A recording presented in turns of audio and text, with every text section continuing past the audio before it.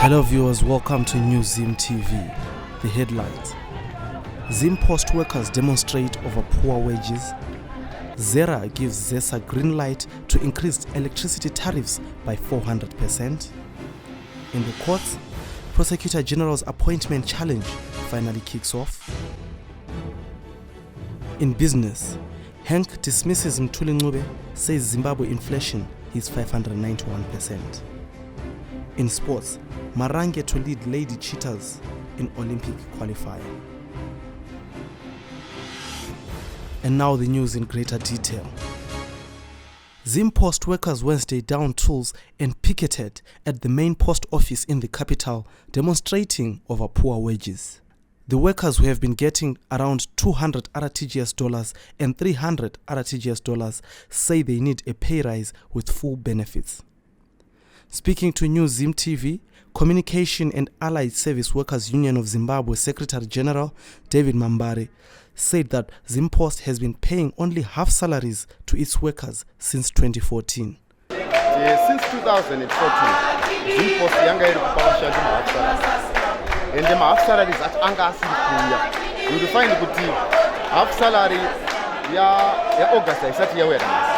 Iri half salary. Edi tikutaura half salary yeti $200. Nekuti vashandiwo anova macitizens veZimbabwe vagogona kuenda kudzimba dzavo vagonorarama nemhuri dzavo. Unfortunately, ZIMPOST management haina kuzvitora sezvinhu zvakakosha kuti vashandi vari kuuya kubasa vanoda chekudya, vanoda chekudya.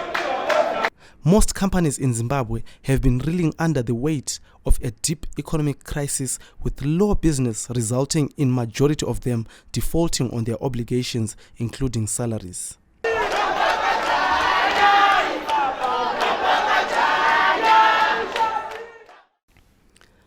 Zimbabwe Energy Regulatory Authority late Tuesday approved a massive 400% increase in electricity tariffs, despite the fact that the commodity is in critical short supply. State power supplier ZESA has struggled to keep the light on and has had to beg neighboring countries for help. According to ZERA board chairperson Esther Khosa, the new tariff regime will see electricity charges jump from the current $38.61 per kilowatt to $162.16 per kilowatt. The tariff hike, according to the energy regulator, was necessary in order to ensure efficiency and the resuscitation at the parastatal. ZERA also said the increase in tariffs is expected to improve electricity supply from Zimbabwe Power Company, as the company can procure enough coal stocks. The country has run out of sexually transmitted infection drugs at most healthcare centers, National AIDS Council Mashonaland East Provincial Manager Wilfred Dube has said. Dube said the shortage is causing a high recurrence of sexually transmitted infections in the country. Around the country, the ministry lacks drugs to treat STIs. So where 3 or 4 drugs are required for treatment, the clinic might only get one, and then they provide the one dosage, and then they request the client to go and buy from the pharmacy 3 or 4 drugs to complement the one that they would have received from the clinic. And usually the clients are not able to go and buy, or because of the economic environment. One, they may not be able to get enough money for transport, and then go and buy the drugs. The situation is also terrible at Jumbo Mine in Mazoe District, Mashonaland Central Province, where artisanal miners and sex workers have appealed with health service providers to come to their rescue and treat them for STIs.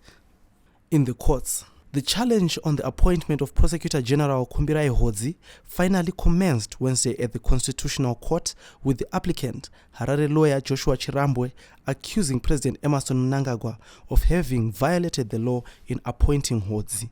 Chirambwe's lawyer, Advocate Thabani Mpofu, told the Concord bench, headed by Justice Paddington Garwe, that President Mnangagwa failed to adhere to constitutional provisions relating to the appointment of the Prosecutor General and rejected qualified candidates without cause.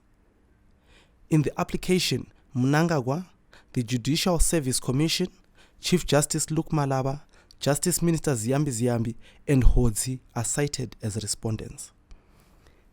It is Chirambwe's claim that Hodzi is not fit for the top prosecutorial job, adding that his appointment, which was marred by controversy, must therefore be declared null and void.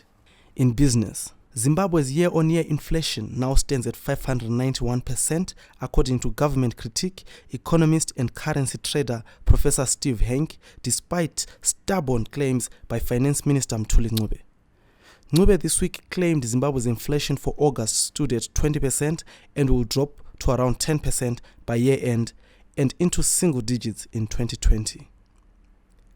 Henk, who has constantly questioned Ncube's inflation rates as understatements, said on Tuesday he remains the only accurate source of Zimbabwe's annual inflation rate. In August, Ncube took an unprecedented step and suspended announcements of annual inflation rates until February next year. Critics argued this was a political move by President Emmerson Mnangagwa's government to stall possible social upheaval. We end with sports. Multi-talented Zimbabwe women's sports star Precious Marange will lead the national women's sevens rugby team in the Africa Women's Sevens tournament, which kicks off on Saturday at the Mustafa Ben Janet Stadium in Monastir, Tunisia. Marange, who is also a member of the national women's cricket team, was on Wednesday named captain of the Zimbabwe side ahead of the two-day continental tournament, which also acts as the qualifiers for next year's 2020 Tokyo Olympic Games.